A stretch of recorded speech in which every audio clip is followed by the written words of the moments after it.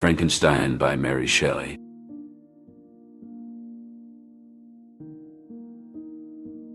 The ambition of Victor Frankenstein. Victor Frankenstein stood at the precipice of the Arctic's icy frontier, the vast expanse stretching before him, signaling the edge of the known world.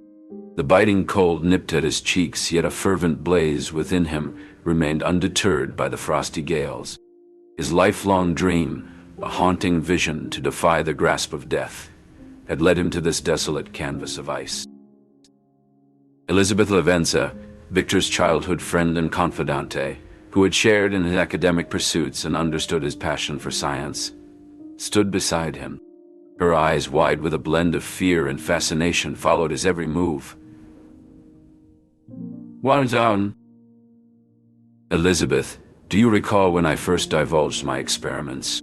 Victor's voice, barely more than a whisper, broke the silence as he turned to her. "You spoke of them with such fervor, as if you could indeed reanimate the deceased," she responded, her breath visible in the Arctic chill.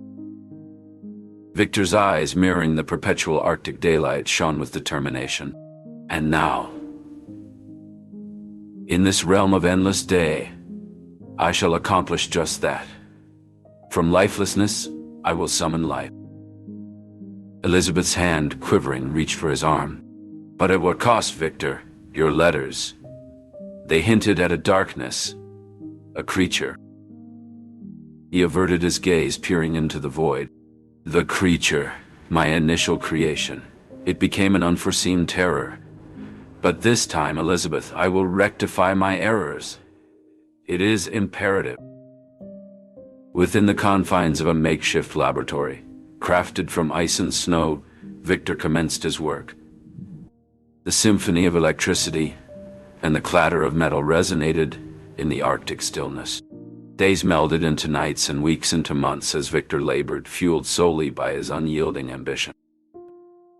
On a destiny-laden night, amidst the electric crackles and the tang of ozone, his creation twitched into consciousness. A hand, unnaturally large and sinewy, convulsed on the slab. Victor's breath hitched as he observed the digits flex. "It lives," he murmured, his voice a cocktail of triumph and dread. Elizabeth, peering over his shoulder, inhaled sharply. "Victor, what have you wrought?" "I have challenged nature itself, Elizabeth. Like Prometheus, I have seized the divine flame," he proclaimed. The creature's eyes flung open, brimming with intelligence and bewilderment. It rose, surveying its surroundings with naive astonishment, its voice a sonorous echo. "Creator, why exist I here? What purpose is mine to fulfill?" Victor approached, his pulse racing. "You are my magnum opus, the solution to life's enigma. You herald a new epoch, liberated from mortality's chains." The creature examined its hands, then fixed its gaze on Victor, its brow furrowed. "And of companionship? Of affection?" Victor paused, haunted by the solitude and ensuing wrath of his prior creation. "Time will tell," he uttered softly. "For now, you must assimilate, evolve, and comprehend this world." As time progressed, Victor educated the creature, unveiling the marvels of science and the splendor of enlightenment. Yet with knowledge, the creature's cognizance of its isolation and its disparity from its creator and the cautious woman intensified. "Why exist I in solitude?" it inquired one twilight, its tone laden with yearning. Victor exchanged a meaningful look with Elizabeth, the gravity of his choices weighing upon him. "You are singular," he declared, "but perhaps in due course you shall find kinship." The creature nodded, a spark of hope in its gaze. "Then await I shall, Creator, for the day when life can be shared with another." Thus, in the Arctic's eternal daylight, Victor Frankenstein's ambition materialized. A being wrought from science and dreams, a symbol of human prowess and the treacherous pursuit of enlightenment.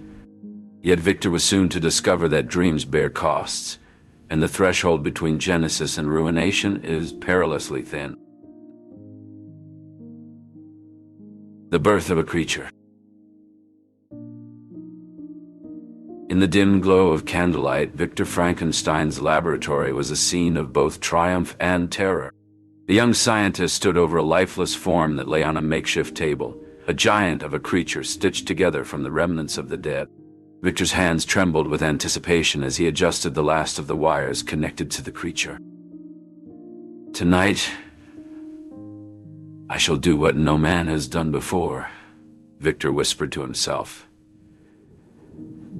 his voice a mix of fear and excitement. "I shall create life."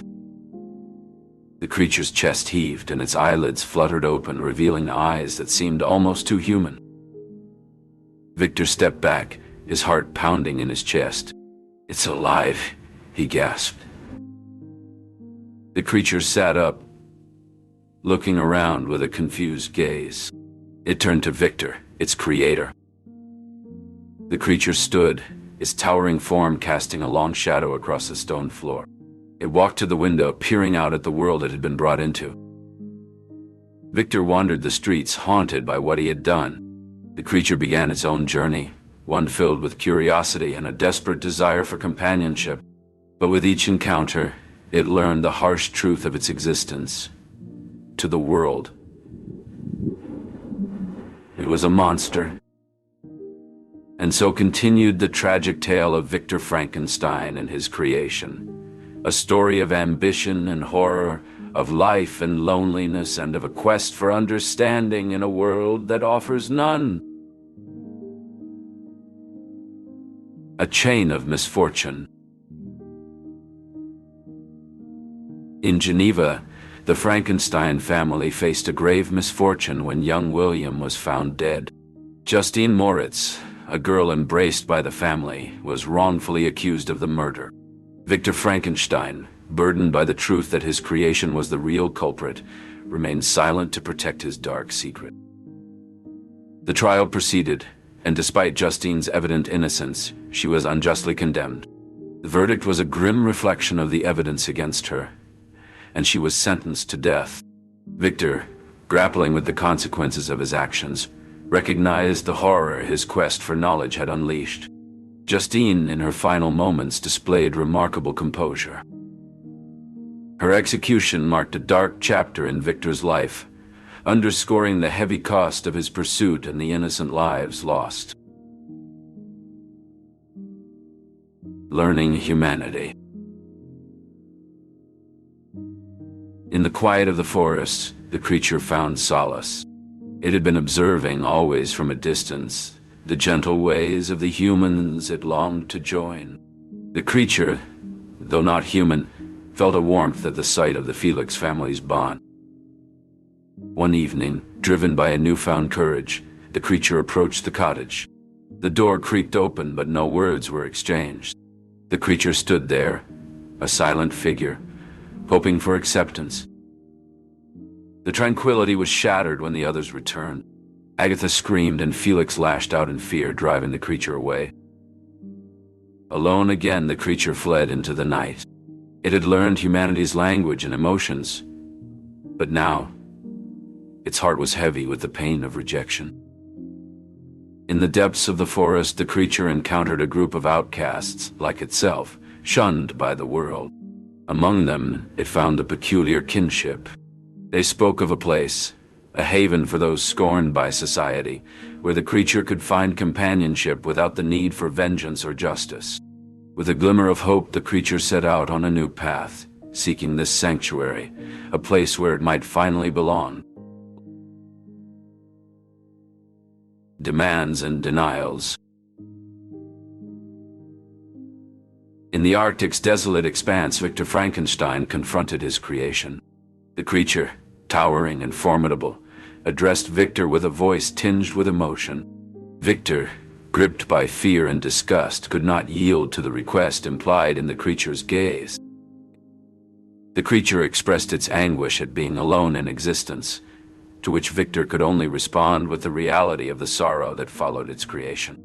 The creature's demand hung in the air, but Victor remained silent, the weight of his previous decisions heavy upon him. Victor's mind was tormented by the prospect of repeating his grim work. However, as he contemplated the form of a new being, he was struck by a moment of terror and decisiveness, leading him to destroy what he had started. The creature, witnessing the end of what it had hoped for, expressed its despair in a roar that resonated across the icy wilderness. It then disappeared into the desolate landscape, leaving Victor alone with the dire repercussions of his choice. The conflict between the creator and his creation had escalated, foreboding further tragedy. The shadows of tragedy.